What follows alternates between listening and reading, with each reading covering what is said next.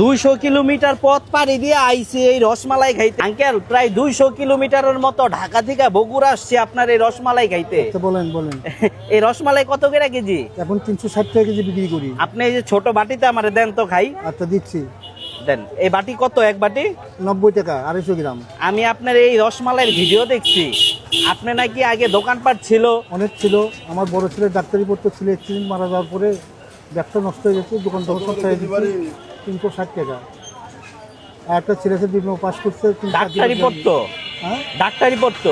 কি হয়েছিল? অ্যাক্সিডেন্টে মারা গেছে, রোড অ্যাক্সিডেন্টে মারা গেছে। তারপরে আপনি দোকান ছেড়ে দিচ্ছেন? ওর মামার বাসা থেকে আসতো, মামা বাবার টাকা পয়সা খরচ করতো। মা বাবার ছিল স্কোয়ারে এরিয়া ম্যানেজার। হ্যাঁ হ্যাঁ। ওনার মামা আমার শ্বশুরবাড়িতে লেখাপড়া করতে ছেলে, ছোটকালে ওরা নিয়ে গেছিল মানুষ করার জন্য। আমার পক্ষে সম্ভব না। জীবনে যা কামাই করছি, 5টা বোন বিয়ে দিচ্ছি, 2 ভাই শিক্ষিত করছি, খালি এগুলোই করছি। আমার বলতে কোনো জিনিসটা কিনি। বাচ্চাটা মানুষ করার জন্য গ্রাম থেকে সারিখানি প্রপারে বাড়ি করছিলাম, যে বাচ্চাটা মানুষ করবো, সেটা আমার ভাগ্যে হয়নি। মানে ভাগ্য কষ্ট থাকলে যা হয় ওইটাই। এখন এইভাবেই বিক্রি করতেছেন? কেমন চলে এখন এইভাবে বিক্রি? মোটামুটি আপনার দোয়া ভালো চলে, বা মাল দিতেই পারি না, আমার টাকা পয়সা কম, আমি 70 একটু ব্যবসা। মানে এই যতটুকু আনেন সব শেষ হয়ে যায়? 7টার মধ্যে শেষ হয়ে যায়, রাত 11টার মধ্যে থাকলে বিক্রি হয়, কিন্তু মালই থাকে না আমার। মাল থাকে না। আর মাল বেশি করতে পারেন না টাকার জন্য?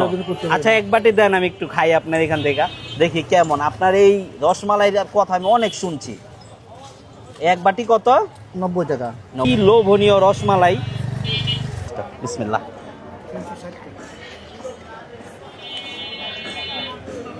একটু ঝোলটা খাই।